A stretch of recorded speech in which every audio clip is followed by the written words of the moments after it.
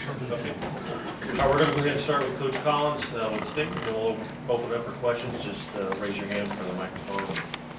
Coach, Oh, I thought it was a really hard played game, but two teams really battling. It seems like every time we play these guys, regardless of what the records are, guys are leaving it out on the floor. And obviously congratulations to Illinois. I thought they made the plays necessary down the stretch to win. I was really proud of our guys' effort. We're a little bit undermanned with injuries and all that, and we had 8 guys. And I thought, our young guys did a really good job in a tough place to play. We really battled the whole night against a really good team and gave ourselves a chance to win. It was Io made a couple big plays. He jumped up and made a 17-foot pull-up there late, and then walked up and made free throws when he needed to. But I was really proud of how we played, and it just stinks because I see how much better we're getting, and the results aren't there. But it's part of the process, but it doesn't feel good when you're going through it. But to see how Miller's developing, to see how Robbie Barron's coming on, and Ryan Young, and Jared Jones, and Ryan Greer, and hopefully when we get our freshman point guard Bowie back, I'm seeing a lot of positives, but we're not a moral victory type of program. So we just got to keep fighting and keep sticking together, and hopefully, it reminds me a lot actually of where Illinois was last year. I remember we played them at a similar time of the year, and I think we hit a big shot late to win, and they probably deserved to win. And you just saw their young kids coming. You saw Io, you saw Georgie, you saw these guys, and you saw what they could be, and then they finally broke through.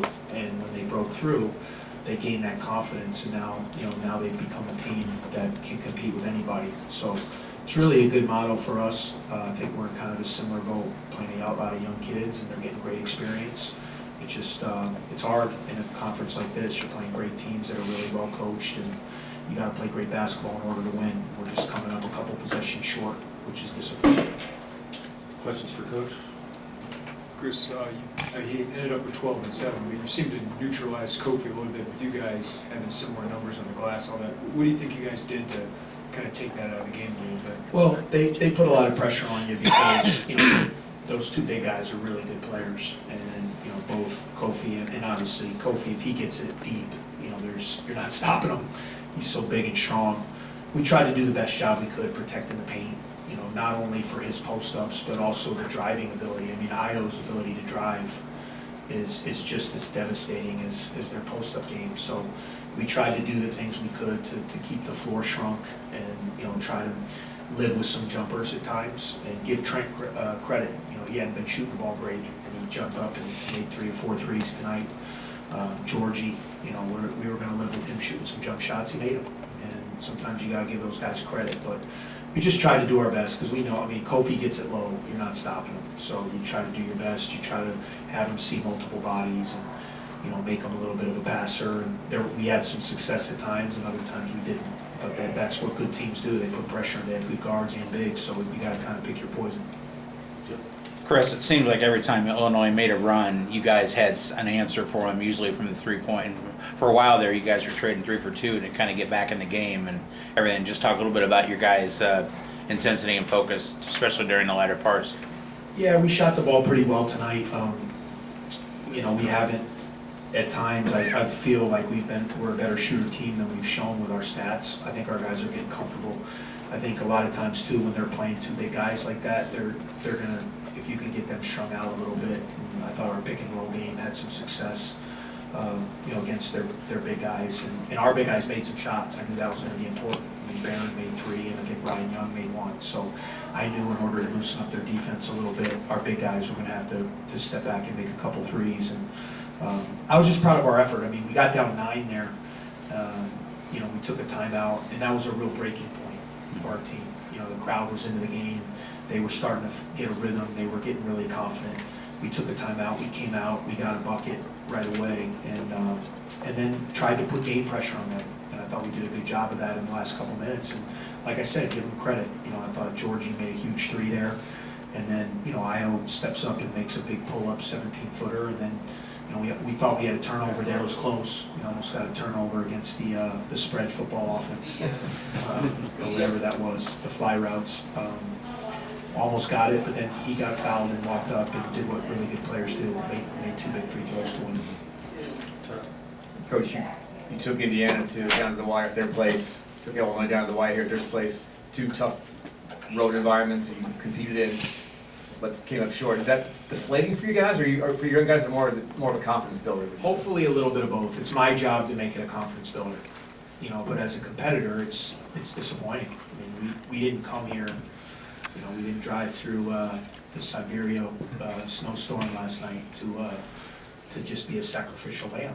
You know, we put a plan together to come here to try to compete to win. Same thing with that Indiana game. And, you know, we're like a couple possessions, you know, away. You see that a lot with young teams. One little breakdown here, or, you know, one little misfinish or a missed assignment where a guy gets a layup, and it's kind of holding us back from having that big breakthrough win. You know, and I just think I've seen it so many times with so many teams. And I thought last year Illinois, I mean, I don't remember what their record was, but they lost a ton of heartbreakers early.